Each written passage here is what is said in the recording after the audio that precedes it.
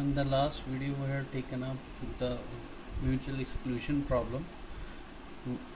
Continuing with that, next we'll be studying up one of the concepts that is used to overcome the mutual exclusion problem, that is known as semaphores.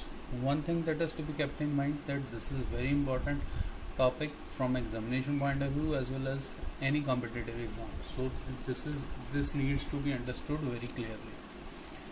Now, to overcome the problem of mutual exclusion, a synchronization tool called semaphore that was proposed by Dijkstra and was implemented in several commercial operating systems through system calls or built-in function.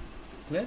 What is a semaphore? This is basically a variable that was used to overcome the problem of mutual exclusion.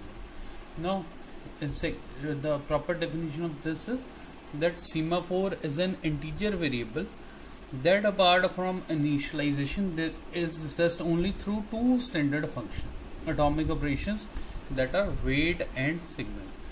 Clear? So what is a semaphore? It is basically a variable. It is integer variable. It can be either a counting semaphore or a binary semaphore, that we will be just discussing in a moment. But here you look that this is an integer variable which is accessed mainly through two operations, that is wait and signal. So what is in wait? How wait is defined? Wait as while s less than equivalent to 0, s not, then end. The wait decrements the value of the argument s if it is positive. If the value of argument s this is positive, it will decrement the value of s. Clear? Now, if the value of s this is negative, if this is negative, then no operation is performed. Clear? So what is there with wait operation? It decrements the value of the argument s. Clear? It decrements the value of this s if it is positive. If value is positive, it will be decremented by 1 each time.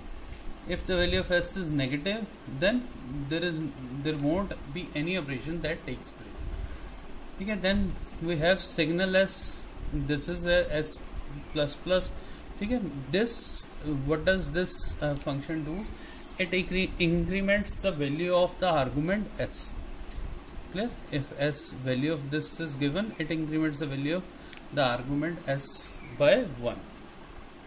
Now, for what purpose the wait and signal are used? As we have discussed in the previous videos, that for a mutual exclusion, we need to make sure that at one particular instant of time, only one process is able to execute its critical section. In the previous video, what we have done, that when a process A was executing, B was made to wait. That is implemented by the means of wait function. Clear? What is the purpose of wait function? It is used to make sure that at a particular instant of time, only one process executes the critical section. So what it does, it decrements the value of its argument. Clear? If it is positive, and if it is negative, then no operation is performed. Similarly, what is the purpose of signal s? What does your signal s function do? It allows the process to execute its critical section. What it does, it increments the value of its argument s by 1. Okay? So this is how the wait. Next we'll be looking at what are the various types of semaphores.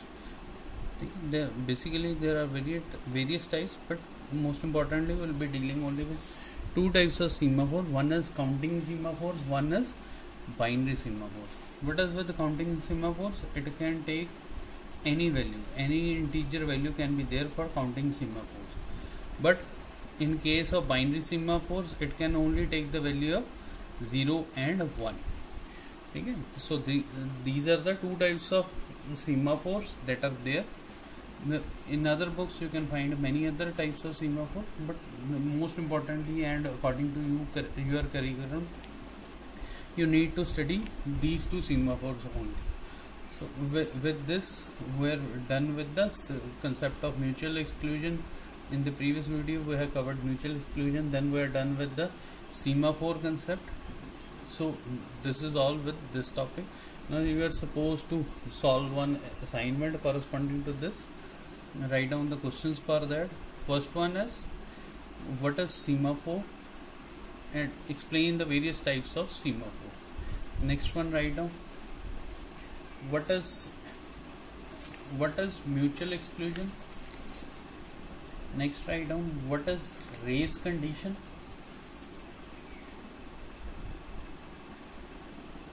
Next, write down what is bounded buffer problem.